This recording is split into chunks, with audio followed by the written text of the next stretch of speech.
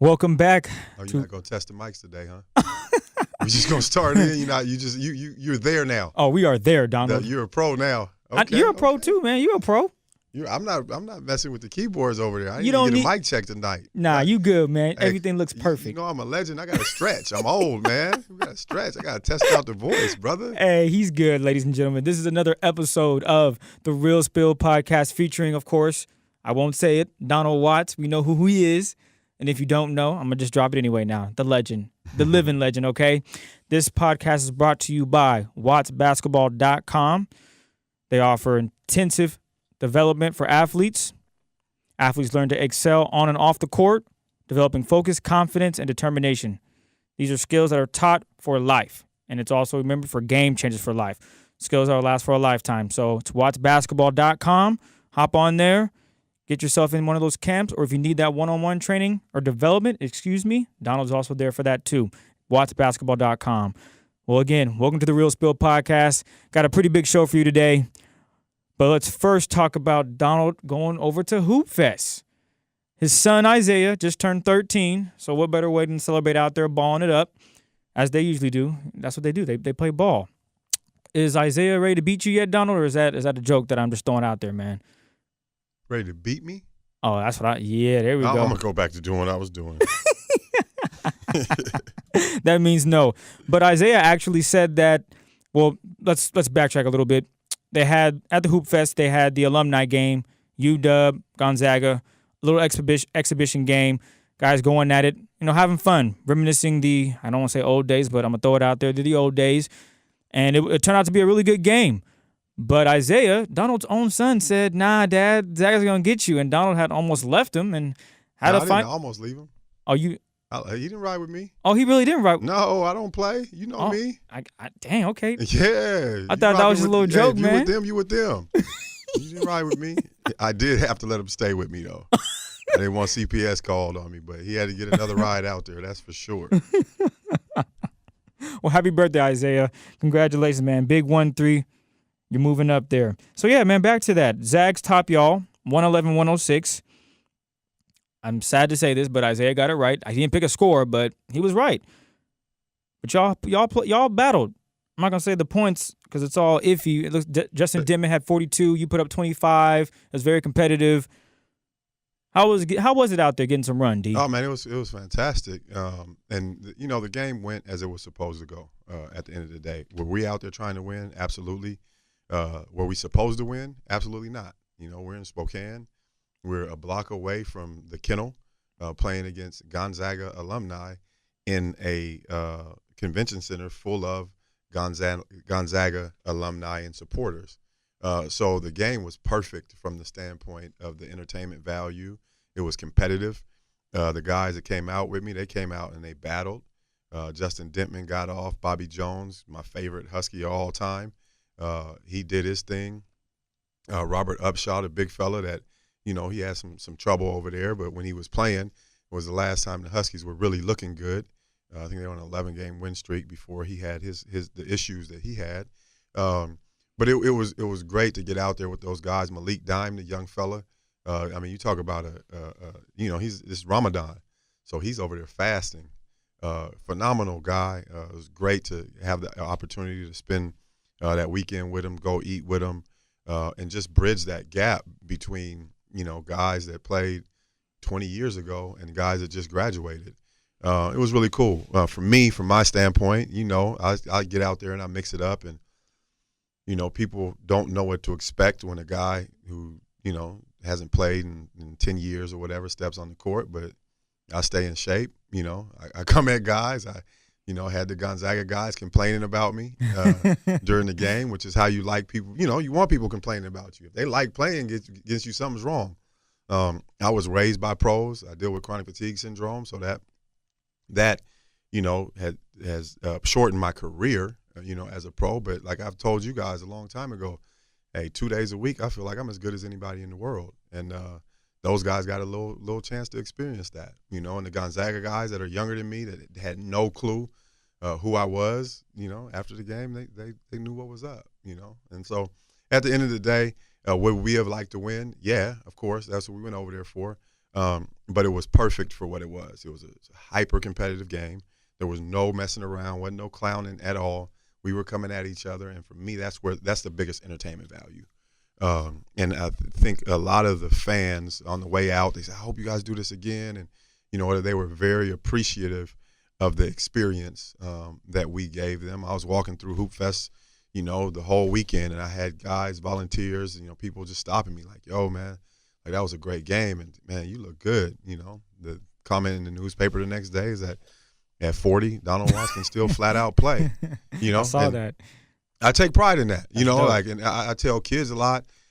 Somebody asks you if you're good at something, people get shy. Like it's arrogant to say that you're good. Like, man, I spent a lot of time doing this in my life.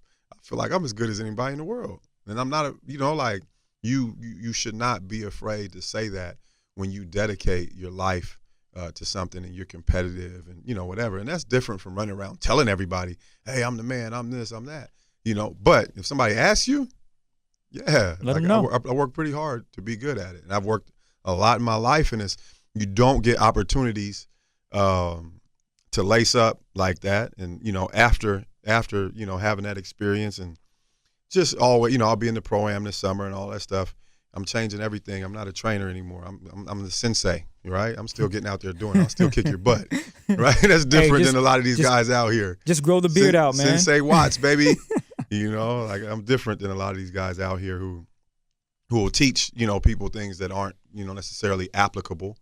But have good drills and good exercises and stuff like that. Like I can actually get out there and show you how a guy who can't jump as high or can't run as fast or doesn't have the same amount of energy or the same athleticism or as big as the other guys can still be very, very effective with less. And I take a lot of pride in that. That's what's up. Speaking of program, you ready for that, man? That's coming up. Yeah, man. I mean, I'm ready. Mike Bennett say, I stay ready so I don't have to get ready. There I it stay is. ready. There we And go. it's not even that. That's not the saying for me now. Like, I stay ready because if I'm not ready, I don't know if I can get ready again. Ain't nothing wrong with when that. you get older, you can't stop because if you stop, you don't know if you'll be able to start back. So I'm gonna keep playing with the young guys as long as they let me, and as long as I feel like I'm effective out there. There we go. I was in the gym the other day, and my boy Jamal come through. He been dodging me as far as getting in the gym with him because last time we played, it was his shooting drill, and I outshot him. So I text him. We text back and forth about a lot of stuff. I'm like, man, let's get in the gym. He don't say nothing. And I caught up with him the other day. I was like, man, I'm not trying to shoot against you. I'm not, let's just get some work in, man. Let's get some work in, man. Let's try to make you an all-star at the twilight of your career. That's what I want to do. That's dope, man. I think Jamal has had an outstanding career. He's probably had a couple opportunities where he could probably be an all-star.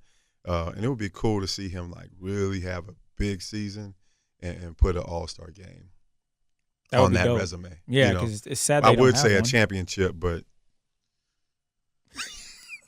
It's on camera now, so it's all good, D. I would say a championship, but he's with the Clippers, and that situation is It's a challenge. It's in flux right now.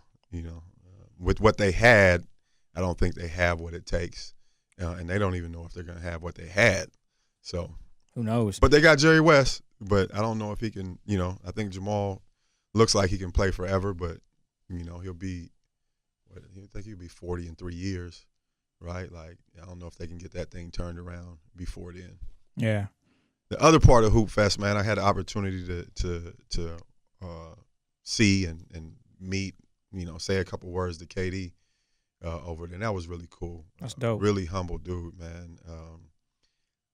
Yeah, he seems like a really nice cat, and like he would be nicer if he could be, like if people weren't all over him, and he could, like he could just be a dude, like he would just really just be a cat, like just hang out, chill out, like you. Yeah, like basically, when it was time for him to go, as people were ushering him, and he's like, he turned around and me and the Gonzaga guys and we were there, and he said bye to us before we, like just turned around and said bye. He looked at me and he was like, I didn't meet him when he was here.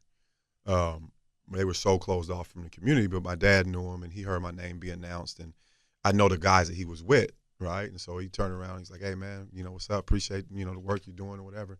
Hey, and tell your pops I said, what's up, man? Like tell him I said, what's up? I was like, all right, cool. You know, he didn't have to do that. That's you know, dope. like he was there for appearance. People were all over him. He really, like, sincerely gave his time. The stuff that he talked about was really important stuff. And like I said, he just seemed like a dude that super cool cat. And if he could just chill out and be amongst people and not be harassed, that is what he would do. Is what it seems like the kind of guy he is. So that's cool, man. And he's tall. 6'11", 7 foot. Made you feel short, D? Woo! Did Isaiah play in the Hoopfest? He played in Hoopfest. How does team do? How do you do? Oh man, he's soft. He's soft. Cottonelle tissue? Oh man, come on. No, I mean Hoopfest is a different deal, right? And he's really skilled, and he watches all the cute stuff, and he watches the floaters and all of that stuff. And when we were playing, he wants to shoot a floater. He wants to admire his jump shot. He wants, and it's like, nah, Hoopfest, you got to put that ball off the backboard. You got to grind. You can't look for fouls. You got to draw contact and not draw it and like looking for a foul. You got to draw it and finish through contact. And so it's a great way to learn to play basketball. And that's one of the things that Kevin was talking about street ball. He's like, man, you earn your reputation out here. He's like, you get knocked on the concrete, getting back up. That's how you build your toughness. He's like, this is how I grew up, playing. This is where I established my love for the game. So that's dope. Yeah, my son's got to learn that. He's watching too much. Him, like all other kids his age, they're on social media. They're watching, highlights, sports in the highlights, and they think that's what life is, right? So they see Steph hit a 3 and shimmy, and they, don't realize that was number 500 that he hit when he shimmied, not number 1, and that he's 5 for 5 when he does that, not 1 for 10, like they go 1 for 10, and then they're like, wait a minute, dog, like that's not how. But so much of our lives for our young people are snapshots. And I encourage all of the young people to, like, man, take a step back. Think about what Steph was doing when he was your age. Think about the fact we talk about the Golden State Warriors, the super team, with guys who didn't have scholarship offers, essentially. They weren't ranked anything when they were 18 years old. Now they're the greatest basketball team in the world, and some people want to say the greatest basketball team in the history of the world. So how does that work? What is that process like? That's what I think kids should really be engaged in. I know they sell us the hype and the tennis shoes and all of that stuff, but the game and being successful in life as a result of the game goes way, way beyond those things. And we have to do a better job of teaching our kids that. And that segues after this commercial break right into that next conversation about the second round picks, I think, pretty well. There you go. This is sponsored by Watts Basketball at wattsbasketball.com, where they offer intensive athletic development and world-class basketball training, developing youth, game changers for life, skills that will last for a lifetime. Remember that. So it's at wattsbasketball.com. Sign up. Get your game right, man. D. Watts is in the building for you. I'll be the first to attest. He gets you right. My jumper went from broke to, dang, Chris, what you been doing? Oh, D. Watts hooked it up, man. Oh, can I get the info? Absolutely, man. Hit him up here. So it's facts. And he got other guys that are doing their thing, graduating college, trying to do big things, play overseas. So shout out to D. Watts, man. I can definitely attest to that. And it's the game of life. So it's not all basketball. It is growing up and getting a job, starting your career, the whole shebang. So check it out, wattsbasketball.com. But yeah, you posted it's a great question. So before we start this, you got a long list of stuff. No, but what'd you say you want to talk about? We're not going to talk about all that. Oh, we don't have to. You got to see that? We got a long list of stuff. We're not going to talk about. We're not going to do that tonight. See, the thing is, Donald just has to realize he has to do one punch, one hit, and that's it. He can't throw 3 to 4 jabs, uppercut. He got to get through it. But you did pose a nice question on Facebook, and I don't know if the people really understood the depth of that question. I think they just looked at it as if you're trying to say you shouldn't go to the NBA now. Wait, I want to get that money, but it's not even guaranteed. The question you posed was basically, is it worth giving up college eligibility if you are going to be a second-round pick? Second-round pick means you're not probably going to make the team. Let's just make it clear. You can make the team, but the chances are very slim. All right? First-round pick, those guys usually they're getting picked for a reason. Well, I'll say this, and you guys have to forgive me if my numbers are a little bit off, but I read somewhere where 17 of last year's first-round picks ended up playing in the D League. Perfect example. Now, is there anything wrong with playing in the D League? Not at all. When you're on the first round money? That No. might. There's nothing wrong with it, right? You're getting paid. Okay. You know, you're playing basketball, so you're doing the same thing you would be doing in college, except you don't have class. So, you know, in theory, there's nothing wrong with that. Like, there's nothing to shame anybody for going to the D League and developing through that process. The question I asked about the second-round pick, and I asked it, and people thought it was directed towards, some people thought it was directed towards Nigel Williams-Goss. Some people thought that I had an angle on it or whatever. And there were a lot of people who, they're like, of course, like, man, a $350,000 non-guarantee, like, you get cut, and then what, right? And the majority, and I don't know the numbers for the second round, but the majority of those guys aren't making basketball teams. That's facts, though. Yeah, and then you can point to Isaiah Thomas. You can point now in Isaiah Thomas's situation. I happen to know a little bit about that situation. Isaiah Thomas was playing at the University of Washington when Gotti was playing. Tony Roden was coming in, right?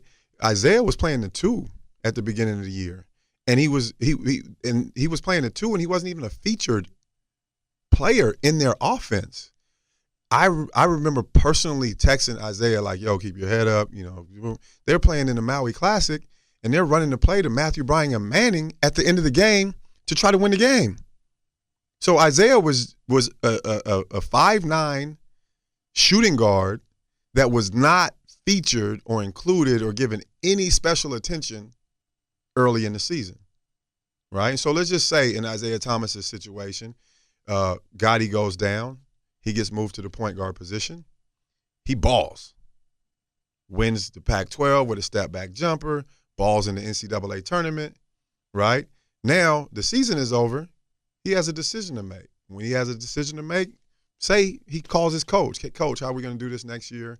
Like, I started off this year playing the 2, and, like, that wasn't really feeling that. Like, that's not my best. Well, you know what? The other guys can't play the 2. You can, right? Like, Abdul Gotti can't play the 2.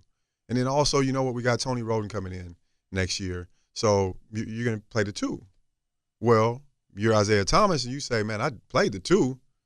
I know my stock is not going to rise if I have to play in that situation. So ultimately, whether I want to stay or not, I need to go. Because I know that my stock is going to drop if you play me the way that I was played last year at the beginning of the year, and I know I'm not going to enjoy it. I'm not going to have the ball in my hands to do what I do best, right? So I got to go. So people point to that situation, and they're like, oh, Isaiah was the last pick, and look what he's doing. It's a handful of guys, man. Yeah, and he's a different dude. Yeah, he's not. They drafted the same position in the first round, Jimmy Fredette. And he's in China. He's supposed to be the man. Then they brought in a local guy who essentially does the same thing. Aaron Brooks. They split time. They like basically duplicated him. But he's gritty, so he stayed with it. Right? Then he finally gets to Phoenix and gets paid like, yeah, I'm going to get the ball, I'm going to get to do my thing, gets $26 million. And then they bring in Dragic and Bledsoe and max out Bledsoe. So now he's the third point guard there. Right? But he's the mental toughness that he displays, the high character, he was an MVP candidate this year. Yeah. Right? But people can't just say, oh, look what happened to Isaiah. Yeah, he's not That's Isaiah. the right thing to do. Right? Like that's just not how it works. Not at all. Another situation, like the Nigel Williams-Goss situation. Here's a kid. He's been in college for 4 years. He got his degree. Yep. He was the Conference Player of the Year. What can he do for his stock? Like, he wasn't going to do – the only thing that could happen to Nigel is that the guys before him left and there wasn't as strong of a class coming in that would have improved his draft position. And on top of that, he graduated from college. So, hey, make a run at it, right? Because I don't think that he would come back. I mean, what's he going to do? The best point guard in the country, whatever, right? Like, He doesn't have the athleticism. He doesn't have whatever they say he doesn't have and why he can't do it. That is not going to change in that year. So go give yourself a shot. See if you make it. He'll have a nice career playing basketball somewhere. There might be a place for him in the NBA. I don't think that place is necessarily on the court for long minutes on any franchise, right? But there's nothing wrong with being a role player either. There's nothing wrong with coming off the bench for 17 years, right? And Jamal's not even a bench player. Yeah, right. He gets a lot of minutes. He's scored, a ton of points. He could be a starter. He's like number 50 team. on the all-time list in scoring. Yeah. So that's a different deal. But there's nothing wrong with being that, and that's something that I talk to kids about too. Like everybody wants to prepare to be a franchise player. Well, for me, that means there's a lot of opportunities for guys that are willing to be role players and prepare to be role players, right? Like just a simple stat, right? 19% of NBA baskets a year ago came on less than 3 dribbles. Well, why are all your workouts, 100% of your workouts, more than 3 dribbles? Yeah. Oh, you're preparing to be a franchise player? There's, 15 of those, 20 of those in the league? And that's what you're preparing for, right? There's a lot more spots for role players than there are franchise players, right? And if you get the opportunity to go to Cleveland, you better learn how to play without dribbling, right? Like, ask Kevin Love. Yeah, I'm serious. Nah, for real. But that's my deal on. But now back. So those two situations were situations that for me, they make sense. I can justify them. Isaiah was in a situation where he didn't feel or wasn't going to get the opportunity to do the same thing that he did to raise his stock, to be more productive because of what, the coaches had coming in and the way they played him in the beginning of the year. He only got the rock because there was an injury. And then in Nigel Williams-Goss, he finished. He had a great, season, like as good a season as he's going to have. And he's a graduate. So, hey, you did what you came to college to do. Yeah. Salute. Go try your run at it, right? Yeah. But the one and done 73 other guys that declared, with I don't even know how many of them, got drafted. And then the guys that declare and go back to school without a chance of being an NBA pick. Like, just because you can doesn't mean you should. Yeah. You know what I mean? Like, just because you can doesn't. And when you're in college and you have this opportunity and you're not a projected first-round pick, maximize the opportunity. Maximize the opportunity until you work your way into being a first-round pick. And if I'm in school and I'm coming off the bench and I'm not an all-conference performer and I don't have something 7 feet tall, like something that says like, whoa, this is a unique skill and ability, and I'm trying to, in the spring, I'm trying to do NBA workouts and like, come on, man, like, are your dudes really gonna respect that? Like, if I'm a college athlete, student athlete, and we're trying to build a program, we're trying to win to the NCAA tournament, and Chris, you're, our point guard, and you're playing behind me, and then the season ends, and you're gonna put your name in the NBA draft. When you come back to campus, or when you're walking around campus, I'm gonna be like, what? Right? And our whole relationship is gonna change. Like, dude, what are you trying to do? Yeah. Like, and there's so many people, so many of these young guys, everybody's chasing that league. And here's the other 80%. And this is why, like, you hear Ben Simmons say, oh, I went there and I didn't get nothing. Oh, they need to get paid. The NCAA is not going to pay kids anything that's significant that's going to change their life. You have an opportunity to do things that will change your life if you do it. Should a kid be able to eat very comfortably, more than an average student? Yes, because you're burning more calories. Should you sleep in a comfortable bed? Absolutely, right? Those things need to be improved. But at the end of the day, what you have is you have a excellent opportunity to work with people, to establish a network, to give yourself an opportunity to get to the next level, and people will try to shortcut that system. And when you give it up, like, you can't go back. Some of the people on my Facebook, they were talking about baseball. They were talking about, like, and you can go back to college anytime. No, I'm gonna tell you right now, personally, if my jump shot and my vertical leap was not what it was, I wouldn't have stepped foot on UW's campus based on my academic performance. Just wouldn't happen. Like, I have to be honest with you. We had a kid in here the other day, A.J. Edwards from Yale, right? Like, I mean, he was a great student, but he wouldn't have gotten to Yale. He doesn't have that kind of pedigree from his family and stuff like that. Like, presidents go to Yale, except for this one, right? You understand what I'm saying? Like, yeah. So, like, this, like, oh, well, no, like, where a lot of these kids that we're talking about are coming from inner cities and stuff like that, like, they're on campus because they can hoop. And that is an opportunity to give your family upward mobility. And the only way to do it can't be the NBA. And you can't, in my opinion, give up that great opportunity because you're chasing the NBA. If you don't get the right information, if you don't get the information that says, man, you're a lottery pick, then what are you doing? Yeah. And that's where I think the issue was when you posted that. I saw a lot of comments like, right. oh, I would do it. Like, now, here's the other side of it. Ivan Rabb. Oh, his stock went way down. Like, well, if you can't play, you can't play. It's that simple. Right? Like, it's and I'm not saying dry. he can't play, but okay. NBA like, basketball. If like, and that's something broken with the NBA, that if you stay in school and don't perform, then you should have gone already. But will you really, like, can you play in the NBA but not play in college? It's a very weird. And I know the game is different, the floor is open, stuff like that. But think about that.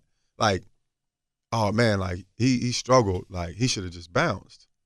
Well, yeah, for your draft, but is that guy really going to have be a career NBA player if he can't perform at the college level? And the trick, I guess, is to get out before they figure out that you can't play. Not gonna happen. No, I mean that's the deal, right? Yeah. But that doesn't apply to the question that I asked. If you're a second round pick, that applies if you're a lottery pick. Right, like Ivan Rabb, you know, like he was supposed to be a lottery pick. He stayed, and then did he get picked? I don't think he did because I didn't even watch the second round. So the first round. At the end of the day, the second round picks, my advice to you, in 1 out of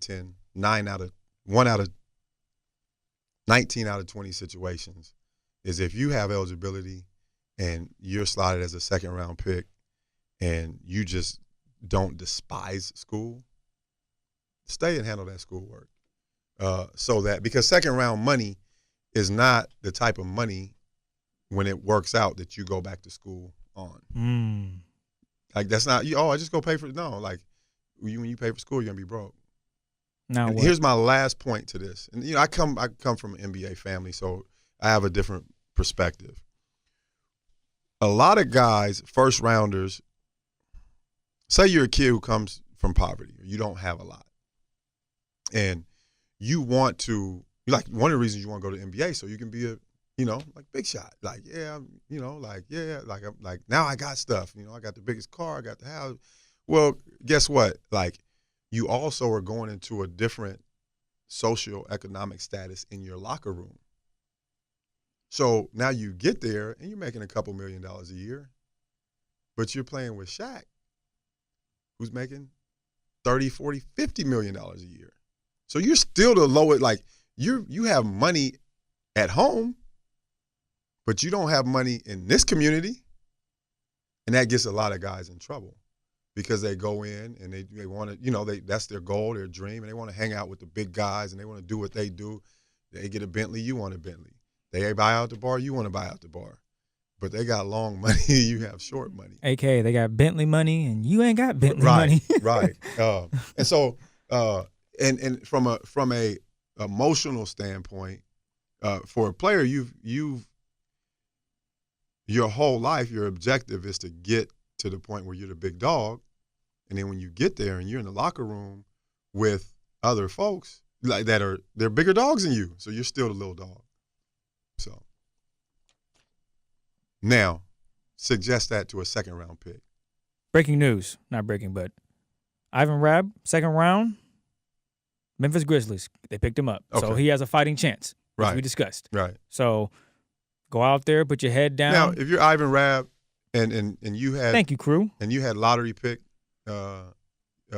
information that was going to be, and you're worried that you you can't really play, bounce. Time right. to go. Right. But if the next year they say you're a second rounder, go back. Hey, I mean, look at it like this. Brandon Roy was a projected second round pick after his junior year. He went back to school, he's top 3. Look at that. 1 year. And although he got hurt and he got injured, right?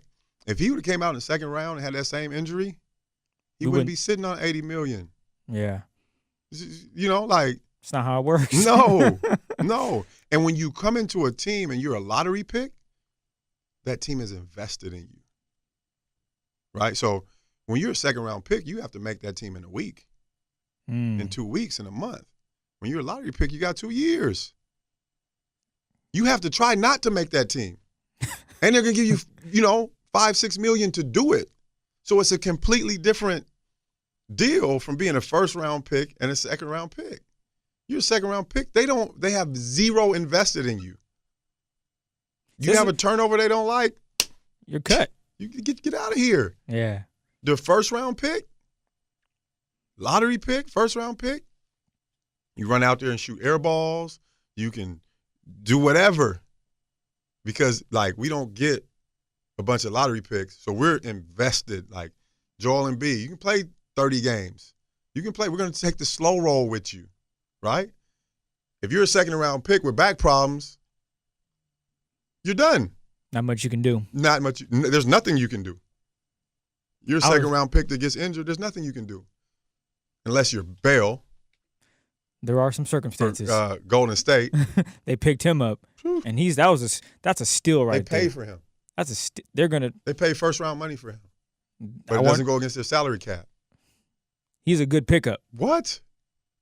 You don't be a monster for them. Oh yeah, I was like, don't scare me. What do you mean, man? No, he's gonna be a monster for them. Yeah. He already brings that energy, and he's going in around veterans in a great environment. Oh my God. Perfect home for him. Oh. Speaking of homes, I know we've done so well, Donald. We've done over, I think, 30 episodes now, and 30 episodes. Yeah, we've been grinding, man. We've been grinding, and you told me on the first. I told you 2 times ago you was on probation. Oh no. I told you last time you might get fired, and then you gonna come in here with a Washington State Cougars hat on today? Oh man, check it out, ladies and gentlemen. Come on, man. You know I'm repping. Hardly home, but always repping. But you told me to never. We don't want to talk about the Ball family. But now, did I say that? You more so you didn't want to talk about LeVar. You probably you understood what he was doing, but you didn't want to give him no love when he was doing his antics. Talking crazy on SportsCenter, on First Take. That was when he was really out there going bananas, saying his son's better than Steph Curry. That's when you were kind of like, I ain't really trying to talk about that brother right now. Respect that. He really wasn't giving. He was just talking. Man, come on, man. Yeah, he was just talking. My mother, my grandmother, I was raised that you don't pay attention to foolishness because then it eggs it on. Yeah. So, the guy said he'd beat Michael Jordan. He said that, and that's what I meant. And it's like, come on, man. I respect that. They had the meme on him with the 2.2. Yeah, he averaged 2.2 points in high school and college. He wasn't, I don't know what he was talking about. But check out this crazy stat for Lonzo. Last year at UCLA, 189 field goals, right, D? Mm-hmm. 80 of them were three-pointers behind the arc. Mm-hmm. 102 layups. He only has 7 mid-range jumpers and or floaters. What does that tell you about his game when you just hear that stat right there? 3-pointers, he lights out. Layups, he's pretty solid. But that mid-range where you're supposed to get your money as a point guard, where you're supposed to dominate your area, where you create for everyone because you can do what? You can hit a mid-range jump shot. And he was only shooting. He made 7 shots in a whole season. Wow, they say that's interesting to me. Some people say that the mid-range jump shot is the worst shot in basketball. What? That's. I say That's pretty sad. I say tell Kobe, Michael Jordan, Bernard King, tell them that. That's not ridiculous. That shot creates so much more. No, they say it's the worst shot in basketball. That's the shot you can get any and every time, anytime you want to. Look it up. They have what do they call those analytics people? They say that. Wow. But it's like, if it's okay for MJ, it's okay for me. It's okay for Kobe. It's okay for me, and a lot of host of other guys. No, that's an interesting stat, man. I never saw that before. That's going to be a problem for him. That's a problem, right? So how is this young man that we don't know his mid-range game. I'm not saying he can't shoot it, but you look at that stat and that screams something's fishy there. Obviously And as I think about it, the way he shoots his three from the side of his face, he doesn't get any elevation on his shot. I don't know that I've seen him shoot a jump shot. And if he doesn't have a jump shot, right, like then you can't shoot a mid-range shot. If you can't get his own shot. Stop and pop, yeah. Can't get your own shot. And he's supposed to be the what, Donald? The point guard? Hey. And this team right here, his dad's already saying they're going to the playoffs. Don't get me started. I know. I'm just putting it out there. That's why I said that stat. You know who I liked in the draft? Yes, and Danny Ainge did too. So Josh Jackson, or De'Aaron Fox, Jason Tatum, and De'Aaron Fox. So the first two guys. I was shocked that he didn't go to Phoenix though, because remember we talked about it last week. We thought he was for sure. It was mock draft, of course. But but when everybody assumed that Boston was taking Jackson, I actually wanted Tatum to go there. And when Jackson became available, that's probably when Phoenix was like. I mean, we don't know if that was, but in the mock draft, all the mock drafts had Jackson going third, and De'Aaron fourth. And Danny Ainge traded and got who he felt like was the best player. And that was perfect in the draft. I like that. He can shoot. He's polished. He's very polished offensively. He has a very professional approach to the way that he plays the game. Really clean, like really mature guy. So I liked him. And then the other guy who's not as polished, but is just Jackson. No, Fox. We talked about him last week. Yeah, his speed is. I think I'm looking forward to watching those two guys play. And like I said, for a guy like Jason Tatum, who seems like a very mature guy, but he's going into a locker room with mature guys, and it's just like it's just gonna be so good for his career. Yeah, to be in that situation. It's awesome. So good for his career to be in that situation. It's gonna be exciting, man. When you're a top 3 pick and you're going to the Eastern Conference Champions. And people, it's going to be interesting to see what happens. It's going to be interesting to see what happens in Cleveland, all of that stuff. What happened to Malik Monk, man? I thought he was going to go a little higher. Come on, man. I told you guys about that and during basketball season. Sometimes, the NBA scouts and the college coaches, it takes them a while to come around and see what I see, but it's all good. I mean, the man can flat out get it. He can get it. And I'm shocked that he went where he went. I thought the Knicks would definitely grab him, but they ended up grabbing Frank Ntilikina. I've never heard of him before. Maybe you have because nah. So yeah, for me, I was like, who? And it brought up when they drafted Kristaps. A1, who? But then he actually turned out to be a pretty decent player, and he's staying with the Knicks. He's trying to figure it out, even though I don't know what Phil Jackson's doing, but Kristaps is actually balling. You can't say he hasn't been doing his thing right now. So I don't know about this Frank guy playing overseas. Yeah, he got drafted that night, then had to fly back to play his championship game. So I'm really anxious to see what he does, especially since the Knicks didn't go and get Malik Monk, which I thought that was going to happen because he would just bring that offense to another level. I mean, him, Melo, Porzingis, they're not going to win too many games, but it would bring. So what are we talking about him for? Well, I'm just saying here, dude. What's the point? The point is the Knicks had an opportunity to get someone who we know can go out and score, right? Right. But they went and got a point guard who I don't know who he is. Right. And my thing is, what is Phil Jackson doing? Yeah.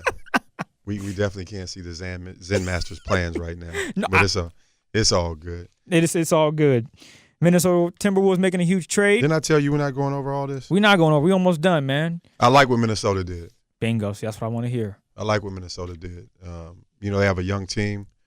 Jimmy Butler has been a consummate professional. He's improved his game every year. He plays on both sides of the ball. I think he'll be a great leader for those young folks. Exactly. Yeah. And Chicago's on that rebuild status. So Zach LaVine, hold your head up high. And it's no different than where he was at. It's cold, and you're going to lose. Do what you got to do, man. Yeah. Just you can lose with less talent. D-Wade, help him out, man. I know you getting up there. That's not the situation D-Wade wanted to be in. No, but he gonna take that bread. Oh, he gonna get that $24 million. He gonna take that bread. He's not leaving. And the last one, not least, before we shake, the man, Dwight Howard. Is this his last straw? Because at this point, impact versus numbers, he ain't been there, dude. He ain't got the impact or the numbers. There you go. It's all or nothing. This is it. Yeah, it's all or nothing. He really hasn't seemed, and it's hard to say a guy that's a professional has been disinterested with the game, but he really hasn't seemed too interested with doing the hard work, doing the tough stuff, being a pro. He seems like he's a guy who's cool with collecting his check, and whatever they say, he just kind of rolls with it. Yeah, so we'll see if him going back to a coach that coached him in the past, that was with him in Orlando, can rekindle some of that magic.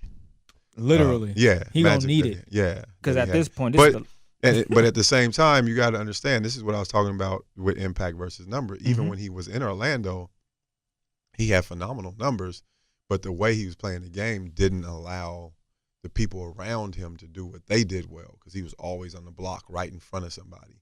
And he couldn't shoot a jump shot, and he couldn't do certain things to get you over the hump. Yeah. But then he wouldn't allow the people, the way that he played, not that he wouldn't allow, didn't allow people to come in and help get over the hump either. Yeah. And at the end of the day, when it didn't work out, it was always somebody else's fault. Well, you heard it here first. Dwight Howard, get it together, or this might be it, man. Anything else you want to add, Donald, before we shake? Nah, it's all good. It's all love. I want to say thank you to our millions of fans out there that tune into the Real Spill on a weekly basis. We are growing, though, thanks to y'all. We try to get to if we get to 1 million, Donald and I will personally. What are you talking about? I don't know what we're gonna do. If we do get to 1 million, what would you like to give out, Donald? We're not gonna make it that far, because I'm leaving and I'm going to I'm gonna be like these second round picks. I'm going to ESPN, baby. Oh my god. I'm out of here. I'm gonna try my hand at the big screen, baby. He's handsome enough. Donald can do it, right? He's been on enough King 5 specials where he can do it. I'm gonna try my hand at the big screen. Hey, ain't nothing wrong with that. Gotta do it. Nah, man, keep your dreams in perspective. Keep them in perspective. Like, work at them. Yeah. Get them. Understand the industry. And when the industry says that, hey, it's the right time, then do it. But too many of our young brothers are jumping at that and not understanding the opportunity that's right in front of them. Right under their nose. And not understanding that if they take advantage of that opportunity, they're not going to lose out on the other opportunity if that opportunity is a second-round pick. And I almost forgot. We got to run this real quick. MVP. Yeah, James Harden, Kawhi Leonard, Russell Westbrook. Who you got? Who would I say? I know who you say, Donald. Who would I say? Probably none of them. You probably pick Kawhi out of all of them. So why you ask me? You Let just the tell people people know, what I man. would say. You just told them what I would say. Rookie of the year, all right? Joel Embiid, Sarkic, or Malcolm Brogdon from the Milwaukee Bucks. Who you got? Probably Sarkic. You're being generous. 33 games? Malcolm Brogdon going to get that award. Is he? Yes. Okay. He's going to get it. You got it. 6-man award. Iggy, Lou Will, or Eric Gordon?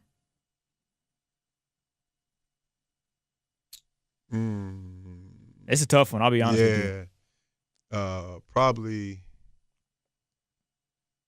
Iggy. I'm going Iggy too. Even though everyone's projected, they're picking Eric. I'm going Iggy just because of what he does with the Warriors. Imagine if he wasn't on the Warriors. That's all I got to say. Coach of the year. They'd be all right. They'd be all right, but Iggy. They'd be better than all right. I mean, they lost Durant and they still won like 13, 14 games in a row. So I think losing Iguodala, they would be okay. Okay, Donald. My bad. I could imagine it. I saw him without Kevin Durant, and they were still rolling. Coach of the year, we got Greg Pop, Eric Spoelstra, and Mike D'Antoni. Who you rolling with? Eric Spoelstra? Yeah. Remember? Because they won 27 of their last, So that's the coach of the half a year? Well, the thing was that he's been consistently though. Was that the coach of half of the year? With what he had, Donald, you can't knock the man. I guess on that list, Popovich is probably the coach of the year every year. Well, we going Mike D'Antoni on my side. Even though they didn't win in the playoffs, which the Spurs didn't either, Mike D'Antoni, that offense that they put together, it's pretty phenomenal until playoff time when James Harden decided to show up. Different subject for a different day, though. Most improved. I know who you're going with. I'm going to just say it for you. Giannis. I'm not going to even mention anybody else. The Greek Freak. We agree on that. Giannis for the most improved. And Defensive Player of the Year, you got Rudy Gobert, Draymond, and Kawhi. Tough one for you, but who you got? Kawhi.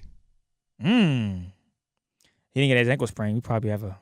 I'd probably be right there with you, but I'm going Draymond, man. Feisty. And you know who he reminds me of? And you might laugh. Reminds me of Cedric Prim. This has been The Real Spill, ladies and gentlemen. Fired. We will catch you guys next Monday. I'm out of here. I'm leaving on that. I'm like, out. I'm done. We are out, y'all.